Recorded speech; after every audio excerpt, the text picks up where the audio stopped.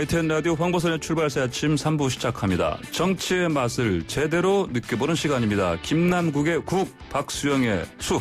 지난 정치 맛집 국수대담. 지난주에 이어서 오늘도 열띤 발언들 이어가 보겠습니다. 오늘 특히 추워서 더 뜨겁게 토론 이어가는 게 낫지 않을까요? 네. 자, 김남국 더불어민주당 의원 나오셨고요. 안녕하십니까? 네, 지역구 예산 챙기기 위해서 열심히 뛰고 있는 안산 단원을 국회의원 김남국입니다. 네, 열혈 김남국. 감사합니다.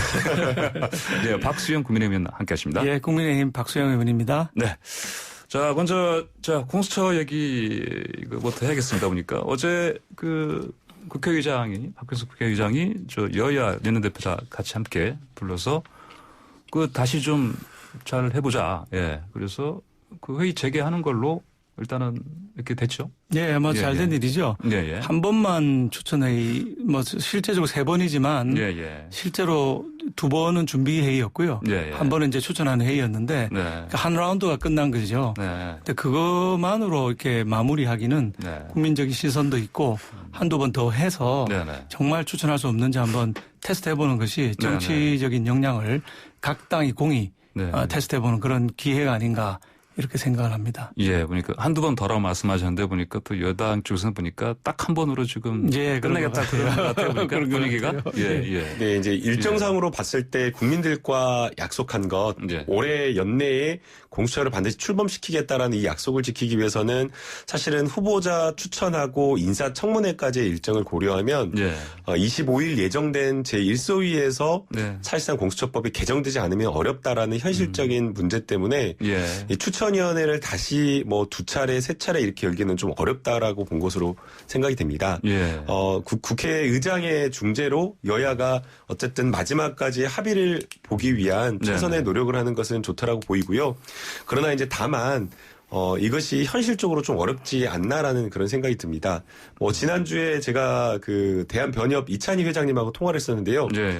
통화를 그냥 연결하자마자 굉장히 좀 격양되게 반응을 하시더라고요. 아, 그래요? 추천위원회가 거의 정치인의 야당, 여당의 대리전처럼 막 그런 식이 되다 보니까 사실상 실질적으로 합의에 이르기 어려웠다라는 그런 판단을 하셨던 것으로 보입니다.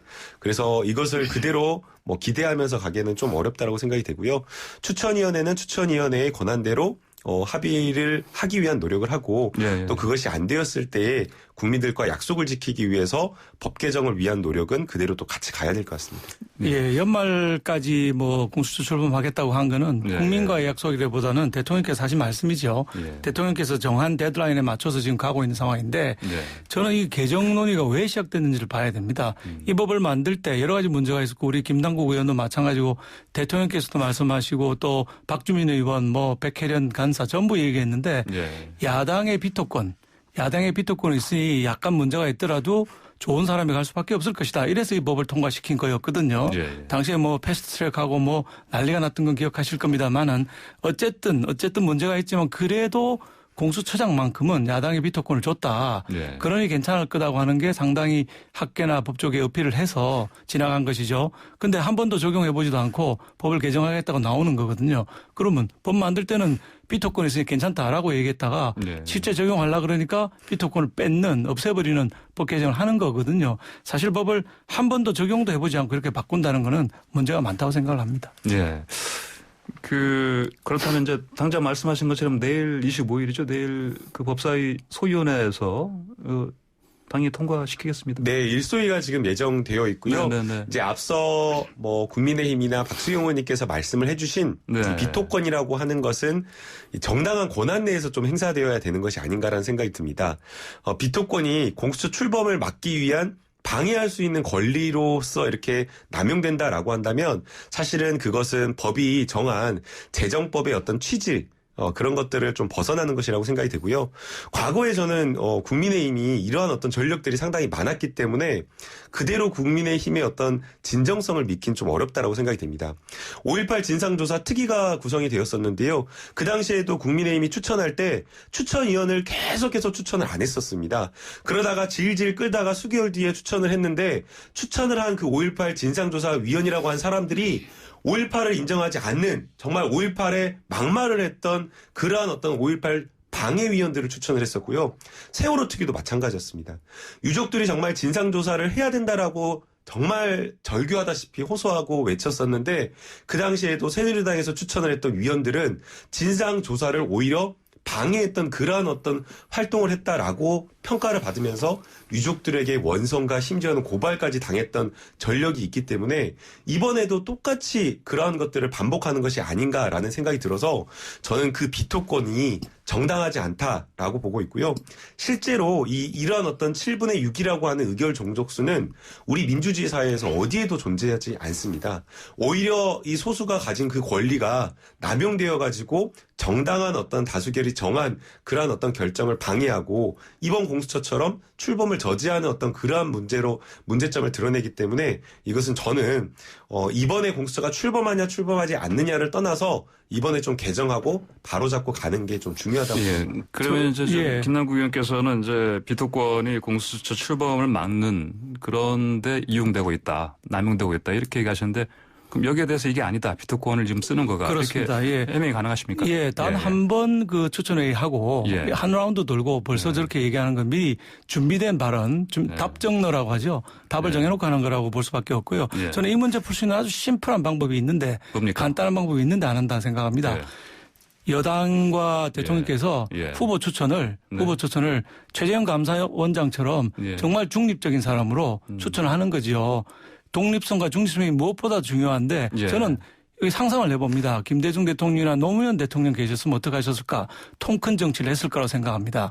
처음 출범하는 공수처장 후보를 본인이 원하는 사람이 아니라 정말 중립적인 사람, 심지어 김대중 대통령 계셨으면 아마 처음 그 비서실장을 김중건 비서실장이라고 그 영남 사람을 임명한 것처럼 이번에 공수처장 후보를 야당이 원하는 후보를 한번 추천하겠다. 이래서 야당이 추천하는 사람 중에 중립적인 사람을 찾아서 한다든지 하는 이런 통 큰 정치를 했을 거라고 생각합니다. 그런데 유감스럽게도 지금 뭐 문재인 대통령과 여당에서는 그런 통 큰 정치를 할 수 있는 여유도 뭐 없고 능력도 없는 거 아닌가 이런 생각을 하고 있습니다. 그렇게 하고 싶습니다. 진짜 그렇게 하고 싶은데요. 국민의힘이 협력을 안 해줍니다.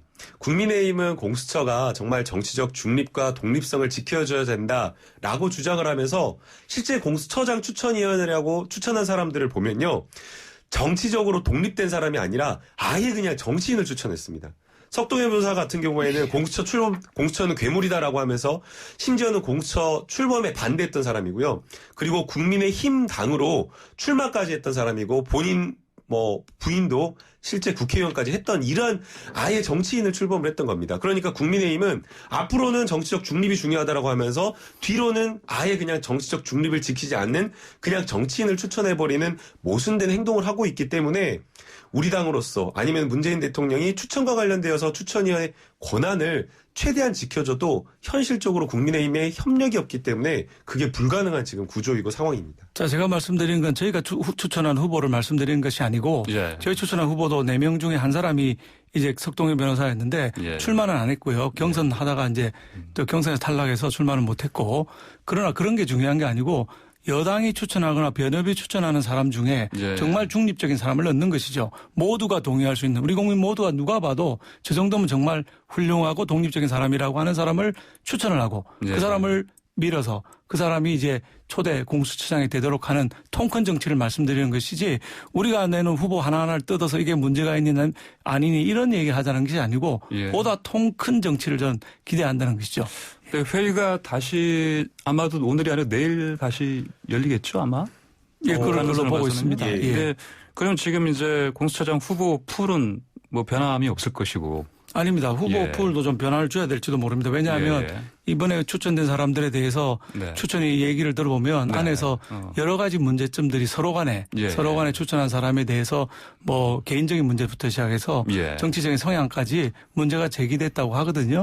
그러니까 그중에 몇 사람이나 더 남을지 모르겠지만 추가로 더 들어가야 될지도 모르는 그런 상황입니다. 공수처장 후보 풀이 좀 변할 가능성이 더 있다. 이렇게 봐도 되겠습니까? 만약 그렇게 돼버리면 결국에는 또 이게 그 공수처 출범을 이렇게 또 뒤로 늦추게 돼버리는 그런 문제가 있기 때문에 사실상 이것을 더 이상 기다리긴 좀 어렵다라고 보이고요.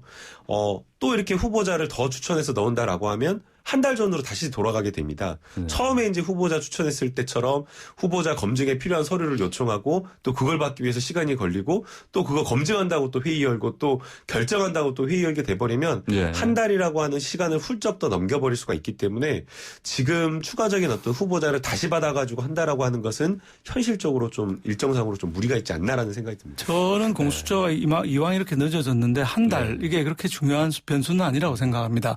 모두에 말씀드린 대로 통 큰 정치를 하신다면 한두 사람 대통령이나 여당에서 이 정도면 정말 모든 국민이 동의한다는 사람을 추천하고 그분에 대한 검증하고 그다음에 진행을 하면 좋을 것이고 사실 과거 같으면 물밑 정치도 했을 것입니다. 이 정도 사람이면 야당이 동의할 수 있겠냐라고 체크를 하고 진행하는 경우도 있었는데 요즘은 그런 정치에서의 물밑 대화 이게 완전히 사라진 상황이기 때문에 방법은 대통령과 여당께서 정말 좋은 사람 정말 누구나 동의할 수 있는 사람 추천하는 것이 쉽게 가는 방법이지 법 개정으로 또 이게 뭐 투쟁을 하고 다투고 하는 이런 흐름 이건 결코 우리 정치를 위해서나 국민을 위해서 바람직하지 않다 이렇게 생각합니다. 이게 문제는요. 그 대통령이 선택 권한이 없고 추천위원회에서 결정된 후보를 나중에 이제 대통령이 임명하는 그 절차를 거칠 수밖에 없기 때문에 사실상 독립된 추천위원회에서 제대로 된 후보를 선정해서 올려줘야 됩니다. 그런데 지난주에 이제 뭐 법원행정처장님이나 아니면은 이찬희 대한변협 회장이 이야기를 했듯이 지금 현재의 의사결정 방법으로는 절대 좋은 후보를 선정할 수가 없다라는 겁니다.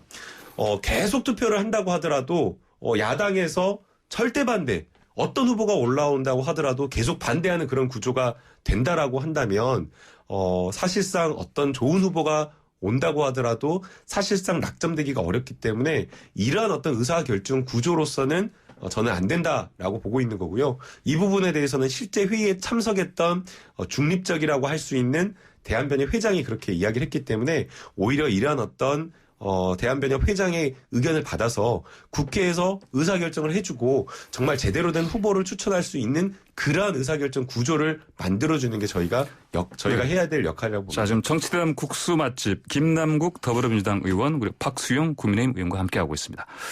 그렇다면은요, 아까 말씀하신 것처럼 이제 박수영 의원께서는 이 공수처장 후보 풀 자체가 좀 바뀌었으면 좋겠다. 그걸 가능성도 좀 봐야 된다 이런 말씀이신 거고. 김남국 의원께서는 그거 절대 안 된다. 그런 의견이신 거고요. 네, 일정 때문에도 안 되고 그다음에 현재 7분의 6 이 의사결정 구조로는 투표를 계속 반복하더라도 어렵다. 7분의 6 의사결정 구조는 우리가 만든 게 아니에요. 그 법은 민주당이 단독으로 통과시켰던 패스트트랙으로 통과시켰던 법이거든요. 저희가 만드는 법이 아닙니다. 그러면요. 공수처법 개정안에서는 뭐 7분의 6이 아니고 뭐 과반수 이런 걸 하겠죠. 3분의 2 정도 동의가 적정하지 않나 생각합니다. 만약에 3분의 2로 간다면 어떻습니까? 그 개정안이 나오면 저희가 아시다시피 3분의 1밖에 안 되는 소수 야당이 3분의 2에 속한 큰 거대 여당이 통과시킨다고 하면 저희로서 방법이 없죠. 국회에서 막을 방법은 없는 것입니다. 그러면 저희는 딱 두 가지 방법밖에 없죠. 하나는 원내에서 그대로 180대 103으로 지든지 아니면 장외로 나가서 투쟁을 하든지 두 가지 옵션밖에 남기지 않는 이런 정치의 실종 상태, 뭐 단순히 법이라든지 투쟁으로 가는 정치의 실종 상태로 가는 것이죠. 안타깝죠. 지금 여러 가지 지금 저 상황을 보면은 이제 박수영 의원께서 지금 그 예고하신 아니면 예측하신 이런 상황으로도 갈 가능성도 지금 배제할 수 없는 상황 아니겠습니까? 그렇습니다. 그러니까 뭐 안타깝죠. 그러면은 근데 저는 그래서는 안 된다고 저는 생각이 드는데요. 무엇보다 지금 정치적인 상황이 중요한 게 아니라 지금 국난의 코로나19로 인한 정말 여러 가지 어려움에 처해 있다라는 것을 정치권이 저는 잘 알아야 된다고 생각이 듭니다. 공수처도 중요하지만 공수처 못지않게 경제를 살피고 민생을 살피는 게 중요한데 이 공수처 문제로 여야가 대립해가지고 국민의힘이 또 장애로 나가서 투쟁을 한다라고 하는 것은 저는 있을 수 없다라고 생각이 되고요. 만약 그렇게 됐을 때는 정말 국민의힘이 정말 국민적인 엄청난 지탄을 받을 거라고 생각이 되고요. 부디 그렇게 하지 말고 공수처가 합의 안 된다고 하더라도 나머지 예산안이라든가 아니면 민생입법, 개혁입법이라든가 이런 것들은 투트랙으로 해서 가야 될 법안들은 함께 합의하고 토론하고 해서 통과시켜야 된다고 저는 생각이 듭니다. 민생 문제 말씀하시는데 공수처가 민생하고 무슨 그리 상관이 있습니까? 고위공무원들 수사하겠다는 건데 민생 관련 걸 먼저 하고 공수처까지 쟁점 있는 건 뒤로 보내는 것이 정당한 방법이라고 생각합니다. 예산도 당장 걸려 있거든요. 네. 예산은 내년에 슈퍼 예산 아닙니까? 555조 8천억에 달하는 네. 대한민국 역사상 가장 큰 그 예산을 지금 통과시키고 있는데 이 부분에 집중하는 것이 맞지. 이거를 투트랙으로 간다고 해서 이건 신경 좀 상당 부분을 줄이고 네. 공수처에 집중하겠다는 건데 이건 정말 민생을 위해서 바람직하지 것이죠. 네, 일단 내일 뭐 공수처장 새로 이게 누굴 뽑을지 하는 회의 어쨌건 다시 재개되니까 어떻게든 좀 봐야 되겠고요. 그다음에 또 내일 저 법사위 소위에서 뭐 어떤 식으로 또 개정 진행될지 좀 봐야 되겠습니다.